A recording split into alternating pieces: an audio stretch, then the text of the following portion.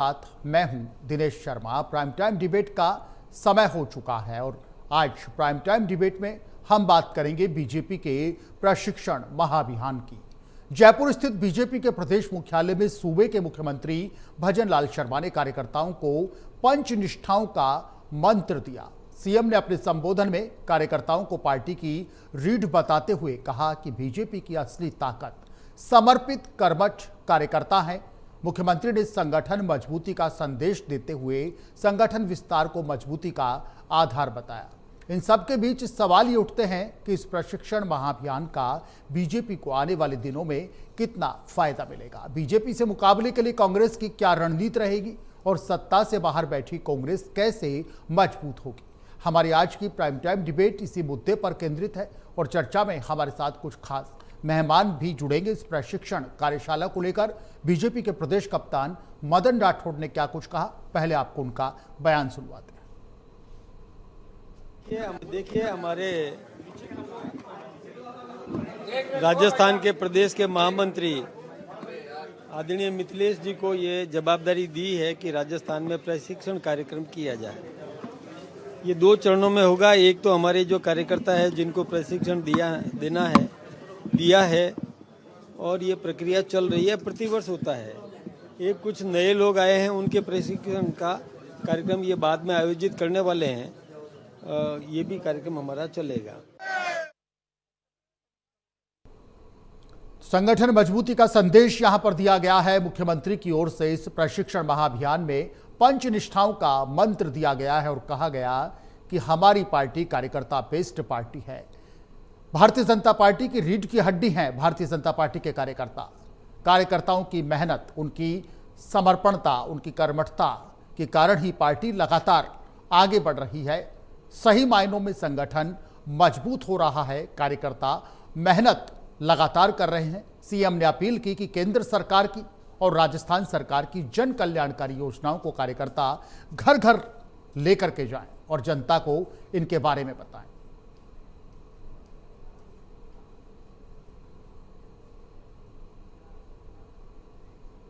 चलिए, 3 खास मेहमानों का पैनल हमारे साथ जुड़ गया है। रेवत सिंह जी हैं, भारतीय जनता पार्टी के नेता। प्रियदर्शी भटनागर साहब हैं, कांग्रेस के नेता। और ईश भारद्वाज हैं, राजनीतिक विश्लेषक। आप तीनों खास मेहमानों का प्राइम टाइम डिबेट पर स्वागत है। रेवत सिंह जी, वेलकम सर। प्रियदर्शी भटनागर साहब, आपका भी स्वागत। ईश भारद्वाज जी, आपका भी स्वागत। रेवत सिंह जी, एक दिन पहले पार्टी के राष्ट्रीय कप्तान टोंक आते हैं, जयपुर आते हैं, ऊर्जा का संचार करते हैं। पूरी भारतीय जनता पार्टी उत्साहित नजर आती है सर। और आज ये प्रशिक्षण कार्यशाला आयोजित की जाती है। सीएम साहब पंचनिष्ठाओं का मंत्र कार्यकर्ताओं को देते हैं और कहते हैं कि पार्टी के कार्यकर्ता पार्टी की असली रीढ़ की हड्डी है। रेवत सिंह जी, क्या देखते हैं किस तरीके से आगामी जो आने वाले दिन हैं उनमें इन प्रशिक्षण महाअभियान का लाभ पार्टी को मिलेगा और इसकी अचानक से ऐसी जरूरत क्या आन पड़ी सर?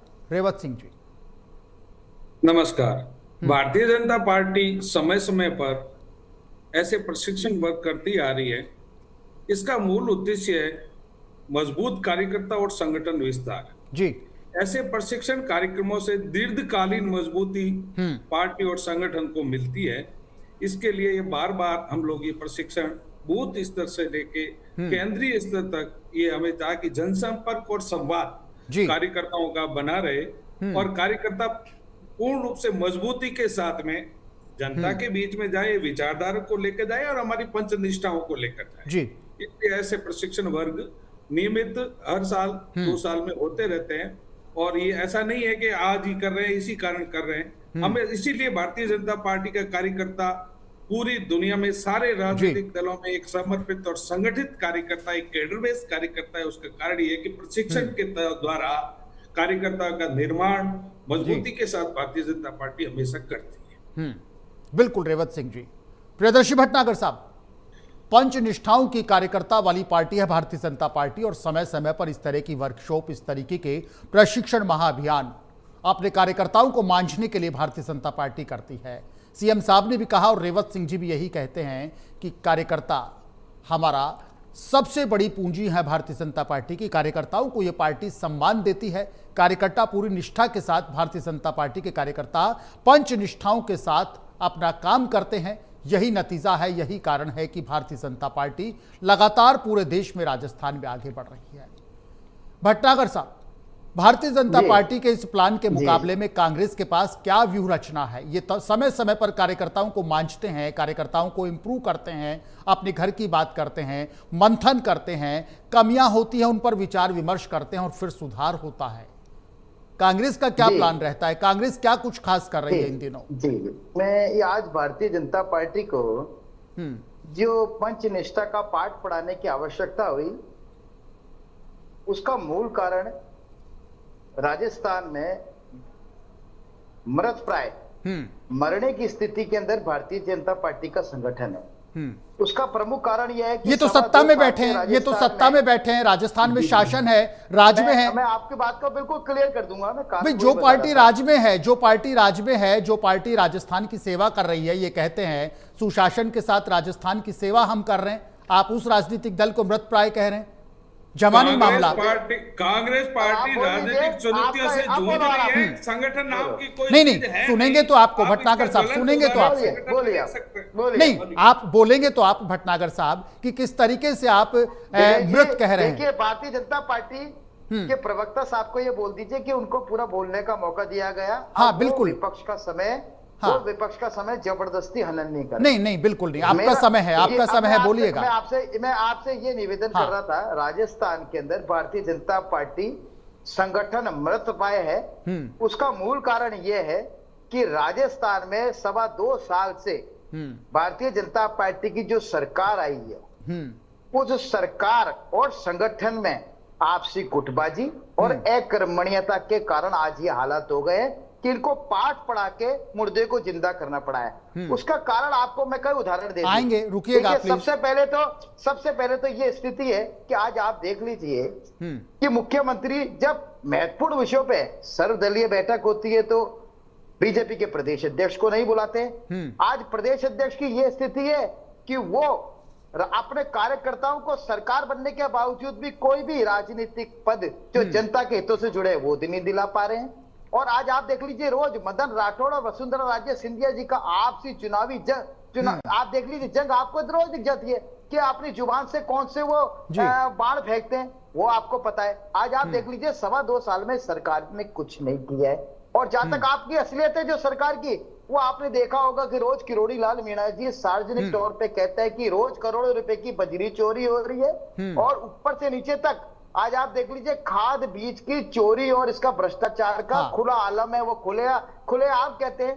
आज आप देख लीजिए, कानून के मुद्दे के ऊपर चुनाव लड़ने वाली भारतीय जनता पार्टी की आज आप ये स्थिति देख लीजिए कि आप राजस्थान के अंदर जो क्राइम रिपोर्ट है, इन्होंने उसका आंकड़ों को छिपाना, उसका प्रकाशन बंद कर दिया, क्योंकि ये जीरो टॉलरेशन की बात तो करते हैं, लेकिन आज आप देख लीजिए महिला दुष्कर्म के साथ साथ में क्या स्थिति हो गई है, अपराधों में बढ़ोतरी हुई है। थानों के अंदर जो स्वागत केंद्र थे, जो जनता का वेलकम करने के लिए बुलाए आते थे, वहां पर आना बंद कर दिया जनता ने। जनता भयभीत है और अपराधियों के हौसले बुलंद है। और आज मैं इनका जवाब देना चाहूंगा। ठीक है रेवत सिंह जी, आराम से दीजिएगा। हाँ बिल्कुल, रेवत सिंह जी से जवाब लेते हैं। रेवत सिंह जी, प्रियदर्शी भटनागर जी काफी गुस्से में है, प्रियदर्शी भटनागर जी काफी गुस्से में है। रेवत सिंह जी मिथ्या आरोप लगा रहे हैं और तथ्यहीन बातों का मैं जवाब देना चाहूंगा। हाँ बिल्कुल, आपको मंत्र की आवश्यकता इसलिए पड़ी क्योंकि आपको क्या बर्दाश्त करने की क्षमता ही नहीं है, इसलिए तो आपके नेता पाठ बनाने आते हैं आपको। ठीक है, प्रियदर्शी जी जवाब लेते हैं, प्रियदर्शी भटनागर साहब जवाब लेते हैं।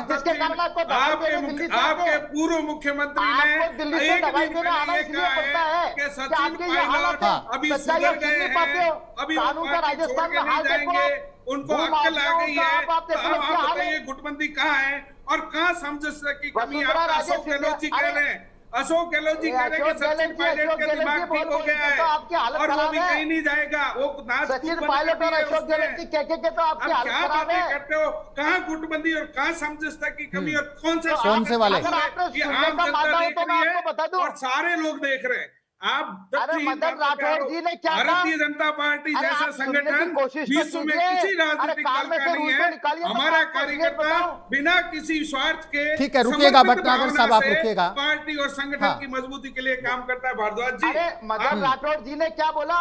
मदन राठौड़ जी ने अभी कुछ दिन पहले ही बोला था वसुंधरा राजे सिंधिया जी के लिए बार-बार कोई मुख्यमंत्री थोड़ी नहीं बनता है, बिल्कुल नहीं, बार-बार कोई मुख्यमंत्री थोड़ी नहीं बनता है। ठीक है, एक एक करके प्लीज, एक एक करके कार्यकर्ता भैया मेरी तो आपने उस गलती भाव नहीं को है। बदल के तुम्हारा उस मैं भाव क्या को काम बदल के नहीं, अपनी प्रियदर्शी सुविधा जी, के अनुसार प्रियदर्शी भटनागर जी, आपने उसको तोड़ प्रियदर्शी मरोड़ के भटनागर जी, अपनी सुविधा के अनुसार कर दिया। अरे, उस बयान को प्रियदर्शी सुविधा के भटनागर जी, अनुसार बना दिया। ठीक है, रेवत ऐसा सिंह जी नहीं रुकेगा। चलेगा भाई। प्रियदर्शी भटनागर साहब, भटनागर साहब, आपके जो नेता भटनागर दिल्ली से साहब, दवाई देने आए हैं, ठीक है, इंजेक्शन लगाने भटनागर आए हैं, साहब, ताकि मुर्दे में प्रियदर्शी प्राण आ जाए। भटनागर जी, नो, प्रियदर्शी ये भटनागर जी, कैडर बेस- प्रियदर्शी ये cadre Bhatnagar ji base please बात है। सुनिएगा। प्रदेश के प्रियदर्शी लोग भटनागर आते जी, हैं, भटनागर प्रदेश को साहब, संभालते हैं, भटनागर प्रदेश साहब, वाले जिलों को संभालते हैं, हाँ। जिले वाले मंडल को समझाते हैं, मंडल दिनेश वाले जी, बूथ को संभालते हैं। बीजेपी के प्रवक्ता को भी तो ढांचा है। बोलिए आप, वो अपना हमारा समय लेने ढांचा के है, बाद हमारी में सेंट्रलाइज आपका कंट्रोल नहीं डिबेट है। का समय क्यों बर्बाद कर रहे हैं? ठीक है, रुकेगा, हमारा बिल्कुल एक नहीं व्यक्ति नहीं, निर्णय नहीं लेता। सबको सुनेंगे, सबसे सवाल हैं, सबसे जवाब है। प्रियदर्शी भटनागर जी, नटशेल में ये जरूर बताइएगा कि कांग्रेस के कार्यकर्ताओं को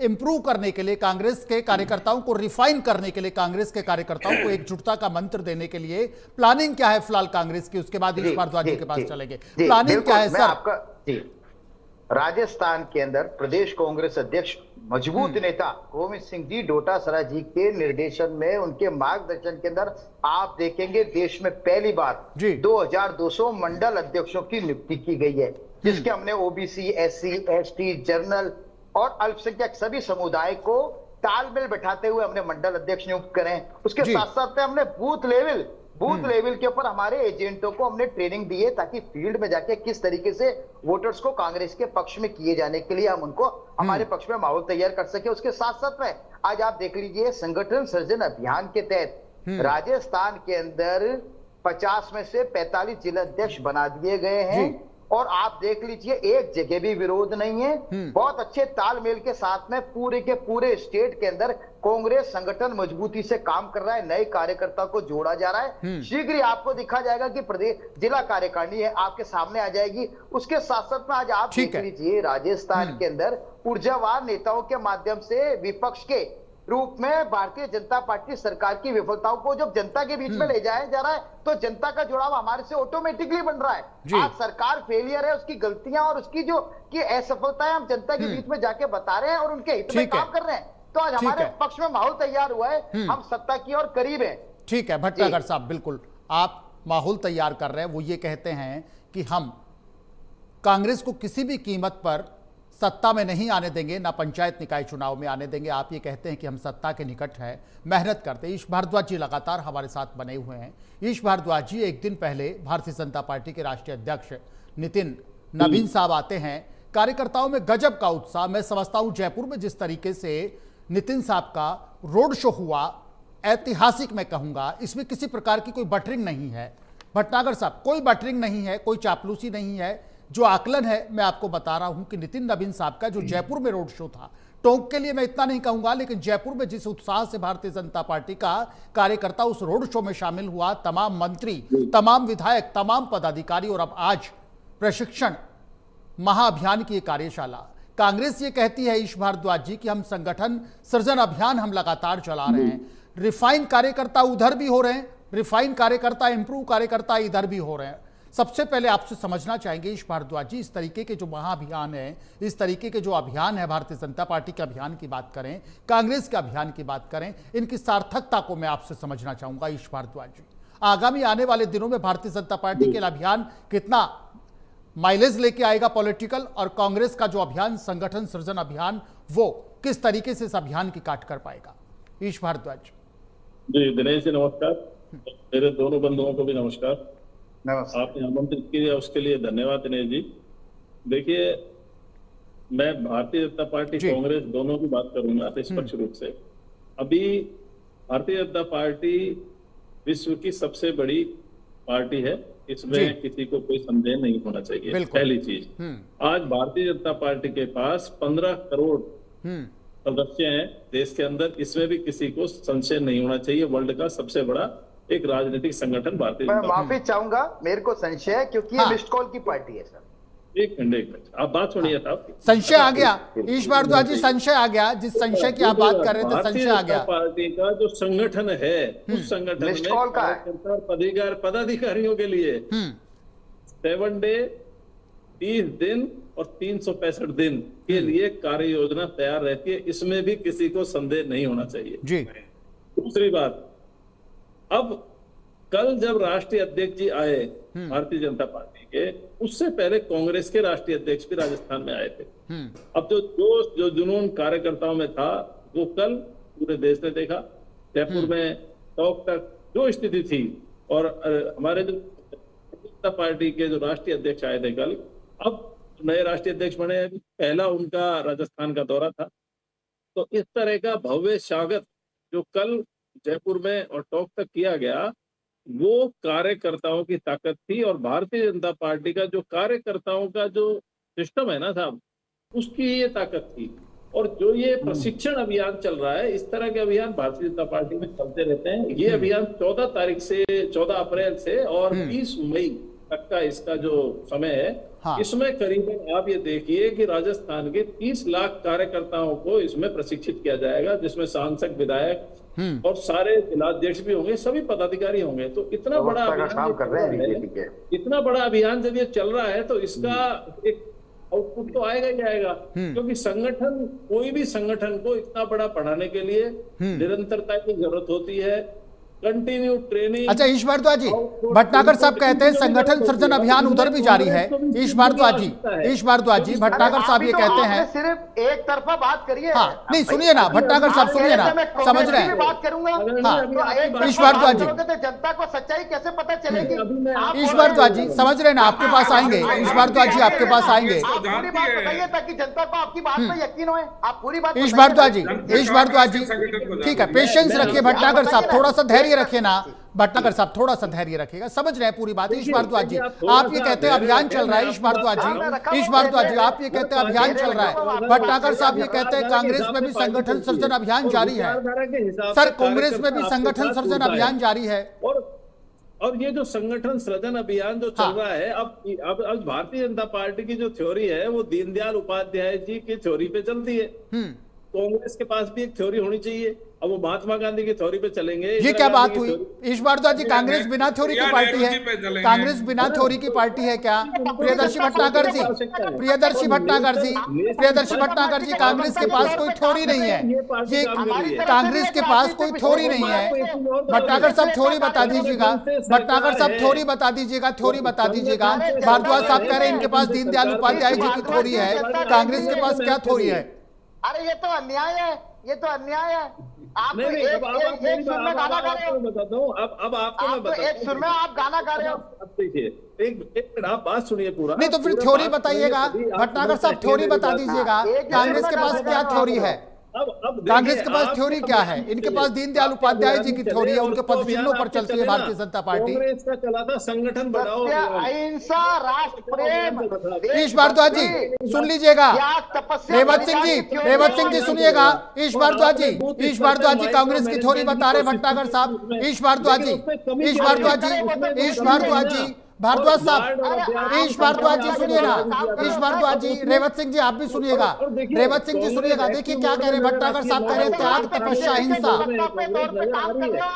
कांग्रेस की थ्योरी सुनिएगा, कांग्रेस की थ्योरी सुन लीजिएगा। लेकिन आप अपना स्वतंत्र ढांचा स्थापित करने का प्रयास नहीं कर रहे, जो भारतीय जनता पार्टी कर रही है। लेकिन भारद्वाज साहब भटनागर जी ये कहते हैं कांग्रेस की थ्योरी है त्याग, तपस्या, अहिंसा, बलिदान। ये कांग्रेस की थ्योरी। अगर भारतीय जनता पार्टी की थ्योरी दीनदयाल उपाध्याय जी है तो कांग्रेस की थ्योरी। कांग्रेस प्रेरक भारतीय जनता पार्टी की तोड़फोड़, विभाजन, मिस्ड कॉल मार के, फर्जी मिस्ड कॉल मार के पार्टी बनाना है। राजस्थान। अच्छा सुनिएगा, एक सवाल सुनिएगा। प्रियदर्शी भटनागर जी एक सवाल सुनिएगा। अभी आपने कहा, भटनागर साहब आपने ये कहा कि इनकी थ्योरी है विभाजन, इनकी थ्योरी है मिस्ड कॉल। एक सवाल करूं सर आपसे प्रियदर्शी भटनागर जी, यूथ कांग्रेस के चुनाव हो रहे हैं, पूरा प्रोसेस चल रहा है राजस्थान में यूथ कांग्रेस का। कोई भी 18 से और जो भी आपने गाइडलाइन तय की हुई है मतदाता, उसमें कोई भी वोट डाल सकता है। अब वो चाहे बीजेपी की थ्योरी का आदमी हो, चाहे बसपा की थ्योरी का आदमी हो, फोन कीजिए कांग्रेस के उम्मीदवार को, आप वोट दे दीजिए। ना आपकी उस यूथ कांग्रेस के लिए वोटर लिस्ट का आता पता है, ना आपकी कोई नामावली है, ना आपकी कोई स्पष्ट गाइडलाइन है। यूथ कांग्रेस के पूरे चुनाव आपके सवालों के घेरे में है सर भटनागर साहब। राहुल गांधी साहब से बात हो तो बताइएगा, युवाओं को प्रमोट करने की बात करते हैं। देखिए ये पहली बार चुनाव नहीं हो रहे हैं भाई। मिस्ड कॉल की बात करते हैं आप कि Bharatiya Janata party missed call की पार्टी है। ये हमेशा से नियमावली भी है, डिजिटल डेटा है सबके पास में। हमारे यहाँ फोन करके आप अपनी बात कह सकते हो। हमारे यहाँ पर एक आदमी बैठकर सुबह से शाम मिस्ड कॉल मार के एक दिन में 1000 मिस्ड कॉल मार के ये सदस्यता फर्जी नहीं बढ़ा सकता है। हमारी ऐसी पार्टी बनी हुई नहीं है कि जो मिस्ड कॉल की पार्टी हो। हमारे वास्तव में जमीन से जुड़े हुए कार्यकर्ता, और आप देख लीजिए ये बीजेपी की जो है अकर्मणीय कार्यशैली है राजस्थान सरकार की, उसके कारण हमारी तो संख्या में रोज इजाफा हो रहा है। आप देख लीजिए, अगर इनको ये डर नहीं होता तो इनसे आप पूछिए अब पंचायत के और निकाय के चुनाव क्यों नहीं करा रहे हैं? पूछते हैं, रुकिएगा आप, रुकिएगा अभी पूछते हैं, आप रुकिएगा, ठीक है। भटनागर साहब अभी पूछते हैं, भटनागर साहब पूछते हैं, आप समय दीजिएगा। भटनागर साहब आप मुझे समय दीजिएगा पूछने का। रेवत सिंह जी, पहला आरोप तो ये लगाते हैं कि मिस्ड कॉल की पार्टी है, ये काम नहीं करते हैं, और आप इनसे पूछेगा अगर ये इतने ही सच्चे हैं, ये इतने ही मजबूत हैं, तो पंचायत और निकाय चुनाव से सब भाग क्यों रहे हैं? प्रियदर्शी भटनागर जी सवाल करते हैं, ये मिस्ड कॉल की पार्टी है, ये लोगों को गुमराह करते हैं। जी, मैं इनकी बात का जवाब देना चाहूंगा। हाँ बिल्कुल। कि पहली बात तो आपके पास फोन है भटनागर जी के पास, ये कितने लोगों को मिस कॉल कर रहे हैं? ऐसे किसी को करते हैं क्या? तो कोई भी अगर एकात्म मानव दर्शन की विचारधारा के साथ जुड़ना चाहता है, कोई भी अंतिम व्यक्ति, सुनिए, कोई भी भटनागर साहब सुनिएगा, भटनागर साहब सुनिएगा, अरे सुनिए, कोई भी झूठ बोलते हैं, अरे भैया आपको झूठ को अरे भैया मिस कॉल के बाद फर्जी मिस कॉल करते हो आप। अरे नहीं होता। इस कॉल के बाद में हमारे कार्यकर्ता हमारे कंट्रोल रूम से उनसे संपर्क वो खुद किए जाते हैं, डिटेल आती है, उनको पूछा जाता है आप सहमत हैं, वो सहमत है, फिर सारे वो स्थायी रूप से हमारे कार्यकर्ता है। क्या मिस कॉल होता है? आप किसी को मिस कॉल दे रहे हो क्या? पास में ऐसा कौन सा डेटा है? पहले तो मिस कॉल करवाते क्यों? परफेक्ट डेटा है, परफेक्ट डेटा है हमारे पास। कि आप सहमत हो या नहीं हो? पहले मिस कॉल क्यों करवाते हो? लोग अपनी इच्छा से भारतीय जनता पार्टी की विचारधारा, आपके पास तो विचारधारा ही नहीं है। आपके पास कोई विचारधारा नहीं है। आपके कार्यकर्ता सत्ता लौलते हैं, राज करना जानते हैं। सेवा भाव कांग्रेस के किसी कार्यकर्ता में नहीं है। भारतीय जनता पार्टी का कार्यकर्ता सेवा भाव के नाते काम करता है, कोई अपेक्षा नहीं होती है। भारतीय जनता पार्टी का कार्यकर्ता कोई अपेक्षा नहीं करता है। लॉयल्टी देखी जाती है और परफॉर्मेंस देखा जाता है कांग्रेस में। आपने युवाओं का भविष्य खराब कर दिया। आपने जो एग्जाम की सबसे बड़ी पार्टी फर्जी लोगों के पास ठीक है, फिर वो जेल गए लोग, जो आपके द्वारा युवाओं का भविष्य का सत्यानाश किया गया, उसको अभी आप, अरे युवा तो आपको देश, ठीक है, रुकिएगा रेवत सिंह जी, रुकिएगा, ठीक है, रेवत सिंह जी रुकिएगा प्लीज। भटनागर साहब रुकिएगा, रेवत सिंह जी रुकिएगा, भटनागर साहब रुकिएगा, भटनागर साहब रुकिएगा, रेवत सिंह जी रुकिएगा। रेवत सिंह जी, आज कांग्रेस के तमाम नेताओं के बयान में सुन रहा था, टीकाराम जूली साहब ये कहते हैं कि वाकई में ट्रेनिंग की आवश्यकता है, भारतीय जनता पार्टी के कार्यकर्ताओं को ट्रेनिंग की आवश्यकता है, भारतीय जनता पार्टी के नेताओं को भी प्रशिक्षण की आवश्यकता है। पूछिएगा क्यों? जूली साहब, डोटासरा साहब ये कहते हैं जिस पार्टी के प्रदेश प्रभारी तक बोलने में मर्यादा का ध्यान नहीं रखते हों, एक सम्मानित नेता को, हमारी पार्टी के एक सम्मानित नेता को, एक स्तरीय नेता को, एक बड़े नेता को बहरूपिया बोल करके इनके प्रदेश प्रभारी जाते हैं राजस्थान, सुनिए ना, राजस्थान की धरती पर। तो रेवत सिंह जी, मेरा आपसे एक सवाल है, कांग्रेस ये कहती है तो ट्रेनिंग की जरूरत, कांग्रेस को ज्यादा, बीजेपी को ज्यादा ट्रेनिंग की जरूरत है कांग्रेस के मुकाबले। इनका राष्ट्रीय अध्यक्ष को बोलना नहीं आता, वो प्रधानमंत्री को आतंकवादी बोल देता है। तो ये दुर्भाग्यपूर्ण है, ये दुर्भाग्यपूर्ण है, अनफॉर्चुनेट है। क्या हो रही है भाई? गलत क्या है आपका? देश में विभाजन के अलावा आपने किया क्या है? भाई को भाई से बांटने का काम किया आपने पूरे देश में। आप फर्जीवाड़ा करके तो सरकार बनाते हैं। 140 करोड़ जनता का नेतृत्व करने वाले प्रधानमंत्री हैं। कभी आप ये भारत को विश्व गुरु बनाने की और वाले प्रधानमंत्री हैं। अरे आपके असली कार्यकर्ता विचारधारा कहाँ? ठीक है, रुकेगा रेवत सिंह जी, रेवत सिंह जी रुकिएगा। प्रियदर्शी भटनागर साहब, प्रियदर्शी भटनागर जी, प्रियदर्शी भटनागर जी, रेवत सिंह जी कहते हैं, प्रियदर्शी भटनागर जी, रेवत सिंह जी कहते हैं कि राधा मोहन साहब बोल गए, राधा मोहन साहब बोल गए, लेकिन उधर से जो इस तरीके का जुबानी अटैक होता है, देश के प्रधानमंत्री की गरिमा, देश के प्रधानमंत्री के सम्मान, उनकी अस्मिता, उस तक का ख्याल नहीं रखा जाता है कांग्रेस की तरफ से। कांग्रेस की तरफ से भी इसी प्रकार के डायलॉग आते हैं, कांग्रेस की तरफ से इसी प्रकार के बयान आते हैं। देश के प्रधानमंत्री को तो बख्शो भाई। अरे प्रधानमंत्री जी खुद को पता नहीं है वो क्या क्या बोलते हैं। उन्होंने कांग्रेस के नेताओं के लिए क्या बोला है, वो मातृ शक्ति के लिए कभी जर्सी गाय बोलते हैं, कभी 2 करोड़ की गर्लफ्रेंड बोलते हैं, उनको शर्म आनी चाहिए। और आप जिस झूठे बयान की बात कर रहे हो उसके ऊपर कांग्रेस के राष्ट्रीय अध्यक्ष ने स्पष्ट रूप से अपना क्लेरिफिकेशन दे दिया है कि उनके कहने का तात्पर्य ये था कि आज जो देश के अंदर जो अव्यवस्था जो आतंक है वो कहीं ना कहीं भारतीय जनता पार्टी की कुनीतियों के कारण फैल रहा है। और आपको शर्म आई है बीजेपी के प्रवक्ता को उस बात अरे शर्म आपको आनी चाहिए कि आप ऐसे देश को होश नहीं है और देश के प्रधानमंत्री के बारे में अनर्गल आरोप लगाने वाले। ठीक है, ठीक है, ठीक है। आप दोनों को होल्ड करना चाहूंगा। मेरी रिक्वेस्ट है आपसे, रेवत सिंह जी, प्रियदर्शी भटनागर जी, आप दोनों से होल्ड की रिक्वेस्ट है। प्रियदर्शी भटनागर जी, होल्ड की रिक्वेस्ट है आपसे। रेवत सिंह जी, के फर्जी कागज बना के अगर आपके लोग, अरे फर्जी कागज की बात करोगे तो आपको शर्म आनी चाहिए। नरेंद्र मोदी की मार्कशीट लिया है। ठीक है, रेवत सिंह जी रुकिएगा प्लीज। प्रियदर्शी भट्टागर जी साहब रुकिएगा। प्रियदर्शी भट्टागर जी रुकिएगा, आयुष भारद्वाज जी की तरफ चलेंगे। ठीक है, रुकिएगा। Revat Singh ji please hold. रेवत सिंह जी रुकिएगा सर प्लीज। प्रियदर्शी भट्टागर जी रुकिएगा। ठीक है, प्रियदर्शी जी फिर आएंगे ना आपके पास। भट्टागर साहब रुकिएगा प्लीज। आरोप लगाना और भाग जाना ये कांग्रेस। ठीक है, रेवत जी रुकिए। ईश भारद्वाज जी से सवाल लेंगे। ईश भारद्वाज जी, ईश भारद्वाज जी, ईश भारद्वाज जी, ठीक है रुकेगा। प्रियदर्शी भट्टागर जी रुकेगा प्लीज होल्ड। ईश भारद्वाज जी, देखा आपने, तलखी प्राइम टाइम डिबेट में भी है और तलखी लगातार कल से लेकर आज तक राजस्थान की सियासत में भी है। भारतीय जनता पार्टी के प्रदेश प्रभारी आते हैं। रुकेगा भट्टागर साहब, रुकेगा प्लीज। राजस्थान में भारतीय जनता पार्टी के प्रदेश प्रभारी आते हैं और वो ये कहते हैं, सचिन पायलट साहब के लिए राधा मोहन जी ये कहते हैं कि वो बहरूपियां हैं, उनका एक पैर कांग्रेस में है, एक पैर न जाने उनका कहां है। और आपने यूपी से आए इस व्यक्ति को राजस्थान में ये जिम्मेदारी गलत दे दी। कांग्रेस में आक्रोश होता है, कांग्रेस की तरफ से विरोध किया जाता है राधा मोहन जी के इस बयान का। दिनेश जी, हाँ, मैं एक निवेदन और करूंगा आपसे। हाँ, एक निवेदन और करूंगा क्योंकि आपका चैनल बड़ा निष्पक्ष चैनल है जी। मेरा निवेदन है कि राजनीतिक विश्लेषक से आपको यह भी पूछ लेना चाहिए कि मदन राठौड़ जब वसुंधरा राजे सिंधिया जी को कहते हैं कि वो राष्ट्रीय उपाध्यक्ष हैं, सूखी रोटी के अंदर भी घी डाल के, दाल डाल के बड़ा आराम से आनंद के साथ में खाना चाहिए। तो ये उसका भी वो अर्थ पूछ लीजिए, उसके बारे में पूछ लीजिए। बिल्कुल, बिल्कुल। वो ऐसा कटाक्ष क्यों कर रहे हैं कि राष्ट्रीय उपाध्यक्ष का पद सूखी रोटी है क्या? ठीक है, राष्ट्रीय उपाध्यक्ष का पद क्या सूखी रोटी है क्या? ये भी पूछ लीजिए। बिल्कुल बिल्कुल, सब पूछेंगे, सब पूछेंगे।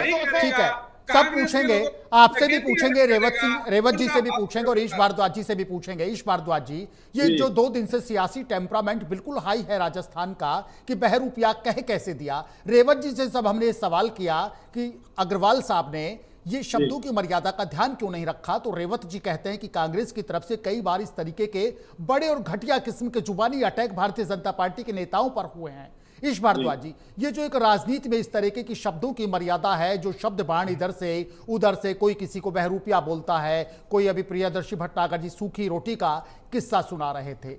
राजनीति में एक दूसरे पर जुबानी अटैक करते हुए लगता नहीं कि शब्दों की थोड़ी मर्यादा भी नेता खोते जा रहे हैं? चाहे भारतीय जनता पार्टी की बात हो, चाहे कांग्रेस की बात हो, या दूसरे राजनीतिक दलों की भी बात हो, एक दूसरे का सम्मान क्यों नहीं किया जाता है? राजनीतिक हमले जरूरी हैं, विपक्ष में है, एक दूसरे के खिलाफ है, राजनीतिक हमले खूब कीजिएगा, लेकिन थोड़ा सा जिस तरीके से शब्दों में गिरावट आई है, ईश भारद्वाज क्या कहेंगे?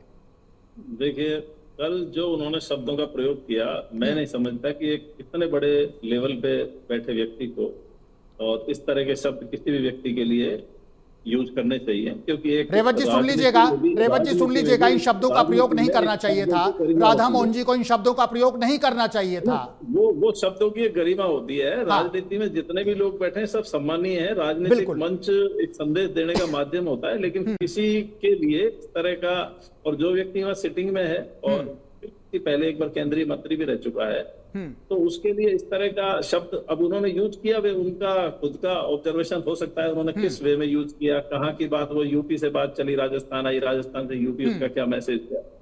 लेकिन शब्दों की गरिमा का हर व्यक्ति को ख्याल रखना चाहिए। माफी भी मांगी जा सकती है रेवत जी। रेवत जी, राजनीति में इंसान को उदार रहना चाहिए। ईश भारद्वाज जी, क्या माफी नहीं मांगी जा सकती है? राधा मोहन जी तक ये बात पहुंची होगी, कांग्रेस पुतला फूंक रही है, कांग्रेस प्रदर्शन कर रही है। राधा मोहन जी को उदारता का परिचय देना चाहिए था, राधा मोहन जी को बड़प्पन का परिचय देना चाहिए था और एक वक्तव्य जारी करना चाहिए था। कितना भी कटाक्ष किया, उसका एक तरीका होता है, तो उन्होंने बहुत तरीके में जवाब दिया। तो ये एक मैच्योरिटी दिखाता है, एक अच्छे राजनीतिक की पहचान भी होती है कि शब्द वही है, अर्थ उनका अलग अलग होता है, तो शब्दों का चयन एक अच्छे से किया जाए। बाकी राजस्थान में ऐसा माहौल ना पैदा किया जाए। दूसरा ये कह रहे थे कि मदन राठौड़ जी एक वरिष्ठ नेता भी हैं, राज्यसभा सांसद भी हैं और भारतीय जनता पार्टी के प्रदेश अध्यक्ष भी हैं।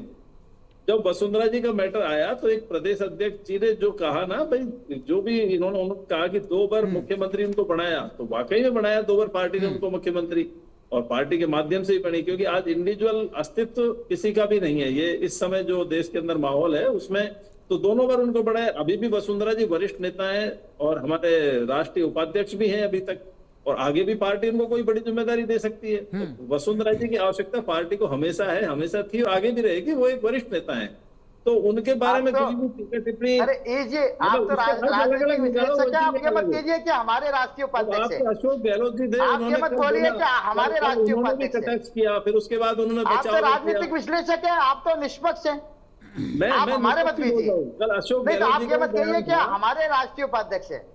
नहीं, देखिए कल अब आपके उस समय आपके जो राष्ट्रीय अध्यक्ष हैं उन्होंने बोला था कि मोदी जी जहरीले नाग हैं। एक तरफ तो आप बोल रहे हो आपके राष्ट्रीय उपाध्यक्ष और वसुंधरा राजे सिंधिया जी के लिए कह रहे हो आपके हमारे राष्ट्रीय अध्यक्ष। भटनागर साहब, ये शब्द अच्छा है क्या? भटनागर साहब, ईश भारद्वाज जी रोकना चाहूंगा प्लीज आपको। ईश भारद्वाज जी रोकना चाहूंगा, कोई फर्क नहीं पड़ता। ईश भारद्वाज जी रोकना चाहूंगा। अच्छे शब्द का उपयोग करता है, एक बहुत बड़ा व्यक्ति भी गलत शब्दों का उपयोग कर लेता है। ठीक है ईश भारद्वाज जी। भटनागर साहब, अभी आपने सुना ईश भारद्वाज जी ने शुरुआत में कहा कि जिस कैडर के दामोदर अग्रवाल साहब नेता हैं उनको ऐसे शब्दों का प्रयोग नहीं करना चाहिए था। बड़े सम्मान के साथ ईश भारद्वाज जी ने अपनी बात रखी, लेकिन ईश भारद्वाज जी ये कहते हैं उधर से जब जहरीला नाग कहा जाएगा तो क्या ये ठीक है, इसको फेयर कहेंगे? आप बोले जहरीला नाग, आप बोले जहरीला नाग, किसके लिए बोलेंगे जहरीला नाग? भटनागर साहब, देश के प्रधानमंत्री के लिए कांग्रेस के कार्यकर्ता, कांग्रेस के नेता जहरीला नाग बोलेंगे? सुधार की जरूरत इधर भी है ना सर भटनागर साहब, सुधार इधर भी कीजिए। सुधार अगर उधर होगा, रेवत जी की पार्टी में भी सुधार होगा तो सुधार प्रियदर्शी भटनागर की पार्टी में भी होगा सर। दिनेश जी, सुधार के साथ साथ में इलाज की भी आवश्यकता है। तो ये जो ऐसे ये कई बार क्या है, कांग्रेस इलाज की प्रक्रिया भी अपनाती है। तो ये जो कथन है ना, ये नरेंद्र मोदी जी के इलाज को लेकर कह रहे हैं, इलाज को लेकर कह रहे हैं ताकि उनमें सद्बुद्धि आवे। दूसरों को गलत बोलने से पहले ये भी सोचना चाहिए अगर उनका राष्ट्रीय अध्यक्ष मानसिकता हो तो फिर आम कार्यकर्ता की क्या बात। चलिए एक सवाल पूछता हूं, आप दोनों रुकिएगा, ईश भारद्वाज जी रुकिएगा, रेवत जी रुकिएगा, उसके बाद आप दोनों के पास आऊंगा। भटनागर साहब, एक सवाल है आपसे मेरा, चुभ सकता है आपको ये सवाल, थोड़ा असहज भी ये सवाल कर सकता है, फिर आप बोलेंगे कि आपके राजनीतिक विश्लेषक भारतीय जनता पार्टी की भाषा बोलते हैं, फिर आप कहेंगे कि एंकर भी भारतीय जनता पार्टी की भाषा बोलता है। मैंने बोला ना आपका चैनल बड़ा निष्पक्ष है, इसलिए मैं उम्मीद करता हूं, इसलिए ऐसी बात बोल दी। बिल्कुल भटनागर साहब, हम भी आप सभी का व्यक्तिगत सम्मान करते हैं, रेवत जी का व्यक्तिगत सम्मान करते हैं, बड़े सुलझे हुए विचारों के आप आदमी हैं।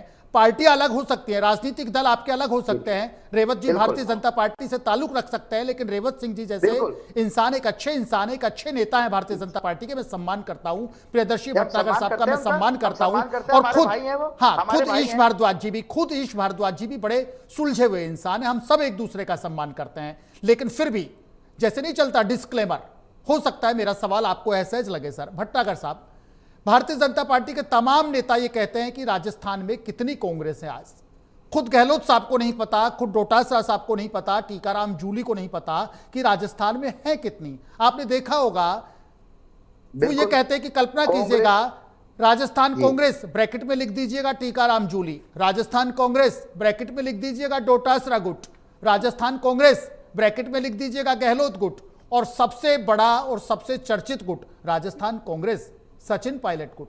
भटनागर साहब बता पाएंगे क्या राजस्थान में कांग्रेस इतने गुटों में बटी है सर?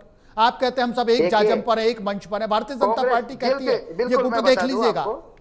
बिल्कुल, कांग्रेस पार्टी एक महासमुंदर है और इस महासमुद्र के अंदर जो आपने जिन नेताओं के नाम लिए वो हाँ। सब इस महासमुंदर के भाग हैं। हाँ। उसका स्वरूप है। कांग्रेस पार्टी एक महासमुंदर है जिसकी आप या भारतीय जनता पार्टी मेरी दृष्टि के अंदर उसका आंकलन नहीं कर सकती। हमारा एक गौरवशाली और एक मजबूत इतिहास रहा है, हमारा एक मजबूत इतिहास रहा है, लेकिन उसके साथ साथ में हमारे को यह भी देखना पड़ेगा भटनागर साहब उस इतिहास में एक चैप्टर और जोड़ना भूल गए। भटनागर साहब उस गौरवशाली इतिहास में भटनागर साहब उस गौरवशाली इतिहास में मानेसर का चैप्टर लगाना भूल गए क्या? ये कहते हैं मानेसर का चैप्टर कांग्रेस क्यों भूलती है? मानेसर का चैप्टर भी उसी इतिहास में था जब कांग्रेस का अंतरकलह पूरे राजस्थान ने देखा, पूरे देश ने देखा, और वही मानेसर का चैप्टर आपको सत्ता से बाहर लेकर गया। राजस्थान से आपकी विदाई उस मानेसर के चैप्टर से हुई। ऐसा कतई नहीं है। हाँ, राजस्थान के अंदर माननीय अशोक गहलोत जी ने नरेंद्र मोदी जी की भारतीय जनता पार्टी सरकार को मुंह तोड़ जवाब दिया। राजस्थान की सरकार को तोड़ने के लिए बीजेपी ने जो दुस्साहस किया था, हाँ। उसको करारी शिकस्त दी थी, और आज तब से लेके आज तक कांग्रेस मजबूत है। ये गलतफहमी में थे कि अन्य प्रदेश की तरह राजस्थान में ये कांग्रेस को तोड़ लेंगे, लेकिन आज आप देख लीजिए अशोक गहलोत जी और सचिन पायलट कांग्रेस के एक मजबूत पिलर है। और आप देख लीजिए इन दोनों नेताओं से भयभीत होकर आज भारतीय जनता पार्टी के सामने जीवंत उदाहरण है। अच्छा, हाथ मिला लिया क्या? दोनों ने हाथ मिला लिया। भटनागर साहब, गहलोत साहब ने, पायलट साहब ने हाथ मिला लिया क्या? भटनागर साहब बट आएंगे, रेवत सिंह जी आएंगे आपके पास, रेवत सिंह जी आएंगे। भटनागर साहब, गहलोत साहब ने, पायलट साहब ने हाथ मिला लिया क्या? बैंड बजा देंगे ये इसलिए डरते हैं। भटनागर साहब, गहलोत साहब ने और सचिन पायलट साहब ने आपस में हाथ मिला लिया क्या? देखिए मेरी बात सुनिए, आपको बारे में इसके बारे में एक स्पष्ट बता दूं। माननीय सचिन पायलट साहब ने कहा है अशोक गहलोत साहब मेरे पिता तुल्य। एक व्यक्ति अशोक गहलोत जी को अपना पिता तुल्य मानते हुए सम्मान देता है। इसके बाद में उनके विषय में या उनके आपसी संवाद के विषय के अंदर बात करने का मैं तो ये सोचूंगा भारतीय जनता पार्टी जैसी दुस्साहसी पार्टी को कोई अधिकार नहीं है, जहां पर उनका चाल चरित्र चेहरा जग जाहिर हो कि तोड़ फोड़ करके चुनी हुई सरकार को ये तोड़ फोड़ के ये सरकारें बनाते हैं। EVM, SIR, CBI, income tax, ये सब ईडी, ये सब इनके घटक दल हैं ये, जिसके आधार पर आज ये हमारे सामने बैठे हैं। नहीं, ये तो बता दीजिएगा, ये तो बता दीजिए, हाथ मिला लिया क्या? हाथ मिला लिया क्या? गहलोत साहब के पायलट साहब के हाथ मिल गए क्या? प्रियदर्शी जी, गहलोत साहब के पायलट साहब के हाथ मिल गए क्या? मिले हुए हैं, दिल से दिल मिले हुए हैं। हाँ, यही मैं सुनना चाह रहा था। मैं यही सुनना चाह रहा था आपके मुंह से, हाथ क्या दिल से दिल मिल गए? मैं यही सुनना चाह रहा था आपसे, मैं यही सुनना चाह रहा था। रेवत सिंह जी सुनिएगा, पहला तो आपसे जवाब ये लेंगे। अभी जिस तरीके से प्रियदर्शी भटनागर जी ने कहा दुस्साहसी पार्टी, नई टर्म लेकर के आए, मैंने पहली बार सुना दुस्साहसी पार्टी भारतीय जनता पार्टी। एजेंसियों का दुरुपयोग करते हैं आप, एजेंसियों के दुरुपयोग की बात करते हैं। कभी SIR के नाम पर आप देश को गुमराह करते हैं, अपनी स्वार्थ सिद्धि करते हैं, विकास की आप बात करते हैं, लेकिन जुमला साबित होता है। प्रियदर्शी भटनागर जी कहते हैं। मुझे भाई साहब ये बताइए कि ये जो एजेंसियां हैं, जो संवैधानिक संस्थाएं हैं, भाजपा की सरकार से पहले भी तो ये एजेंसियां थी, तो क्या ये एजेंसियां पहले से ऐसी थी? क्या ये एजेंसियां पहले से ये कर रही थी? क्या नहीं कर रही थी?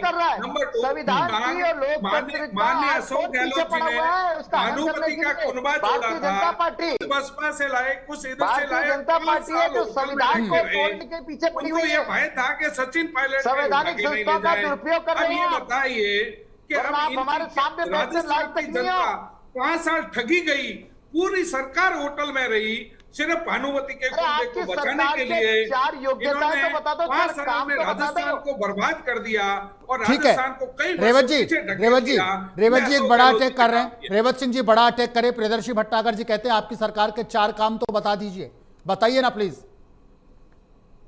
रेवत जी मैं बता रहा हूं साहब, सुनिएगा प्रियदर्शी जी, बिल्कुल सुनिएगा, इत्मीनान से सुनिएगा। सुनो, सबसे पहला तो हम सरकार का काम बता दें कि हमने युवाओं के लिए जो रोजगार का सृजन किया है, लाखों नौकरियां हमारी सरकार नियमित दे रही है। उसके बाद निष्पक्ष बच्चों के लिए हम एग्जाम करा रहे हैं, जो पढ़े लिखे बच्चों, इनके खुद के प्रदेश अध्यक्ष पे आरोप लगे थे कि उन्होंने अपने परिवार को लाभ पहुंचाने के लिए RBSC में दखलंदाजी की है, आरोप इन पर लगे हैं। अब आप बताइए, अब युवाओं का कितने रोजगार दे दिया आपने?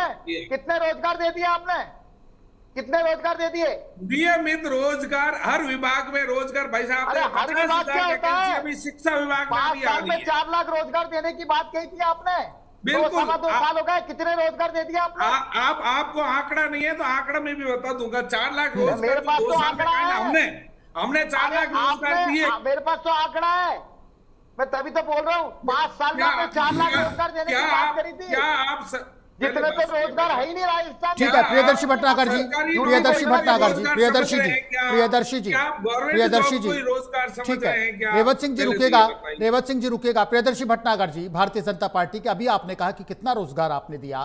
भारतीय जनता पार्टी के तमाम नेता फ्रॉम वेरी बिगनिंग, जिस दिन से भारतीय जनता पार्टी राजस्थान की सत्ता में आई थी, वो ये कहती है कांग्रेस को राइट नहीं है रोजगार के सवाल करने का, कांग्रेस को राइट नहीं है परीक्षा कंडक्ट कराने वाले सवाल करने का, क्योंकि हम नियमित रूप से रोजगार दे रहे हैं, हम नियमित रूप से परीक्षाएं कंडक्ट करा रहे हैं। क्योंकि कांग्रेस ने, अशोक गहलोत साहब ने तो राजस्थान में 5 साल तक युवाओं का भविष्य बर्बाद कर दिया।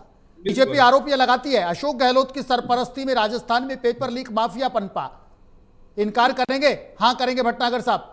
अशोक गहलोत साहब की सरपरस्ती में राजस्थान में पेपर लीक माफिया पनपा, फैला, सुनने की हिम्मत हो तो आप बीजेपी के प्रवक्ता से पूछ लीजिए। अगर सुनने की हिम्मत है तो मैं जवाब दे दूं। बिल्कुल, क्यों नहीं सुनेंगे, क्यों नहीं सुनेंगे? रेवत सिंह जी सुनना पड़ेगा। मैं आपको बताता हूं। हाँ, रेवत सिंह जी कह रहे हैं कि बीजेपी के प्रवक्ता से पूछ लीजिएगा। अशोक गहलोत जी के नेतृत्व में सरकार बनी, हमने पहला कमिटमेंट किया था एक मजबूत नकल विरोधी कानून लेकर आएंगे, जो वसुंधरा राजे सिंधिया जी के कार्यकाल के अंदर जो राजस्थान के अंदर जो नकल माफिया, नकल गिरोह का जो जाल फैला था, उसको तोड़ने के लिए हम मजबूत कानून लेकर आए। आज वसुंधरा राजे सिंधिया जी के कार्यकाल के दौरान 13 परीक्षाएं के अंदर नकल हुई थी। उस समय क्या हुआ था? पेपर निरस्त हुए थे। उसके अंदर क्या हुआ था? पुलिस अधिकारी स्तर के ऊपर जांच की जाती थी, जिसकी आज तक कोई रिपोर्ट नहीं, कोई मुलजिम हो तो बताइए। कांग्रेस का राज आया, एक मजबूत कानून लेकर आए, एक नई प्रणाली हुई है। और आज आप देख लीजिए, एक तरफ ये बात करते हैं कि बीजेपी की सरकार के अंदर मैं आपको उदाहरण दे दूं। अभी गत 2 महीने पहले ही अलवर के अंदर नेशनल कैडेट कोर की सी ग्रेड की परीक्षा होनी थी जी। उस परीक्षा का पेपर निरस्त हो गया। क्यों परीक्षा का पेपर निरस्त? इसलिए हो गया क्योंकि पेपर आउट हो गया, व्हाट्सएप पे चलने लगा। उस पेपर को निरस्त किया गया इस राजस्थान सरकार के द्वारा। तो नकल माफियाओं का गिरोह वसुंधरा राजे सिंधिया जी के कार्यकाल से लेकर आज तक है। हम मजबूत कानून लेकर आए, उसके कारण तो आज थोड़ी रोकथाम हुई है। इन्होंने क्या कर लिया है? इनके कार्यकाल के अंदर कितने पेपर लीक हुए, और उन्होंने जो एक भी पेपर लीक पिछले 2 साल में कोई पेपर लीक नहीं, कोई गड़बड़ी नहीं। आपने जो नकल विरोधी कानून बनाया था, उसको कानून का दुरुपयोग किया। उपयोग कर दिया आप लोगों ने। परीक्षा आपकी सरकार ने निरस्त करी है। नेता लोगों ने शर्म कीजिए, उसमें लाभ उठाया। आपके द्वारा चुने हुए लोग हर मोर्चे पे फेल हो, हर मोर्चे पे फेल हो। आपकी एक कर्मणीय विफल सरकार है, विदाउट विजन की। आपके बजट लालची। ठीक है, ईश भारद्वाज जी कुछ कह रहे हैं, ईश भारद्वाज जी कुछ कह रहे हैं। ठीक है, खुद के घर शीशे के हैं तो दूसरों के घर पे पत्थर क्यों मार रहे हो भाई? आपका घर तो अभी आपसे 4 बार पूछे, आप ये तो बता। भट्टागर साहब ईश भारद्वाज कुछ कहना चाह रहे हैं। भट्टागर साहब ईश भारद्वाज कुछ कहना चाह रहे हैं। भट्टागर साहब, रेवत सिंह जी, भट्टागर साहब, भारद्वाज साहब कुछ कहना चाह रहे हैं। भारद्वाज साहब कुछ कहना चाह रहे हैं। ईश भारद्वाज जी प्लीज। ठीक है भट्टागर साहब, भारद्वाज जी कुछ कहना चाह रहे हैं, सुनिएगा। भारद्वाज जी कुछ कहना चाह रहे हैं, ईश भारद्वाज जी प्लीज बोलिएगा। भारद्वाज जी, ईश भारद्वाज जी।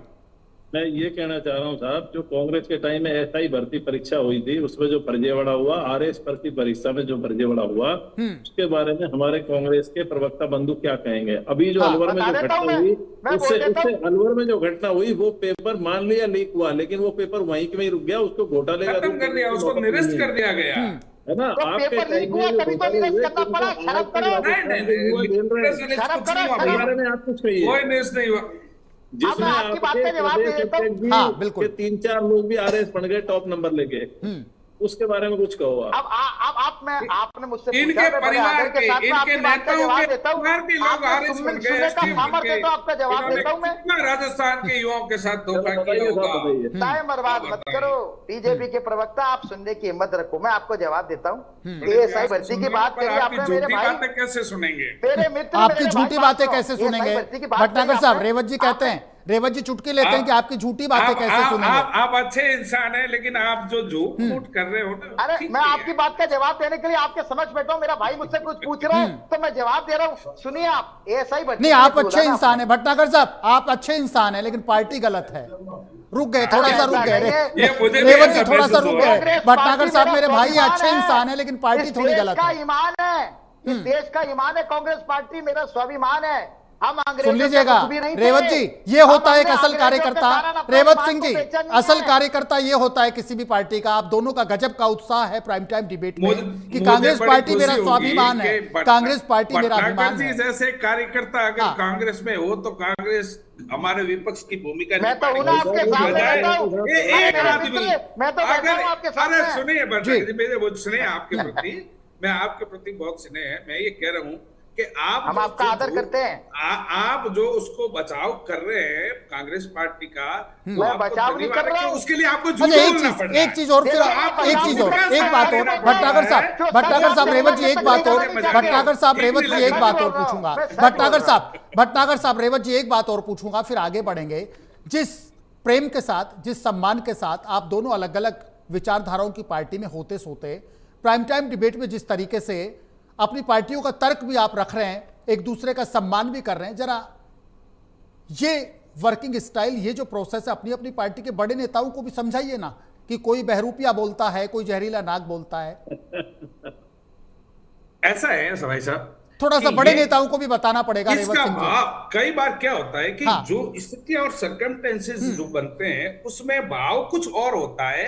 तो विपक्ष किसी के प्रति जब बोला जाता है तो अपनी सुविधा के अनुसार उसको तोड़ मरोड़ के उसको एक नया रूप दे देता है, पीछे का हटा के आगे का लगा के। बाकी राधा मोहन जी का कोई तात्पर्य नहीं करेगा। था।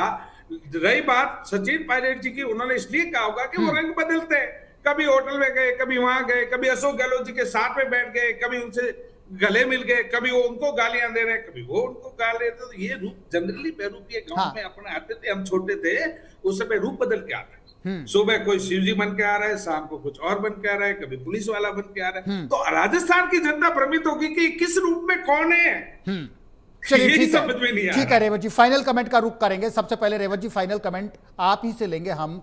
आगे आने वाले दिनों में किस तरीके से राजस्थान की जनता को, देखिए सरकार आपकी है, भारतीय जनता पार्टी संगठन में है, सत्ता में आपकी पार्टी है, आगे आने वाले दिनों में राजस्थान में और ऐसा क्या कुछ दिखेगा कि राजस्थान की जनता को लगे कि हाँ, ये जो प्रशिक्षण महाअभियान तो चल ही रहा है, पार्टी लगातार राजस्थान की जनता के हित में काम कर रही है। कांग्रेस जिस तरीके से कहती है जनता को ठग लिया, जनता को लगे हम ठगे नहीं गए, हमारा चुनाव सही था, हमने सही पार्टी को इलेक्ट किया, हमारे मुख्यमंत्री सही हैं, हमारे तमाम जनप्रतिनिधि सही हैं। रेवत सिंह जी, आगे आने वाले दिनों में और क्या कुछ राजस्थान की जनता देख सकती है? 1 मिनट का समय है सर। रेवत सिंह जी।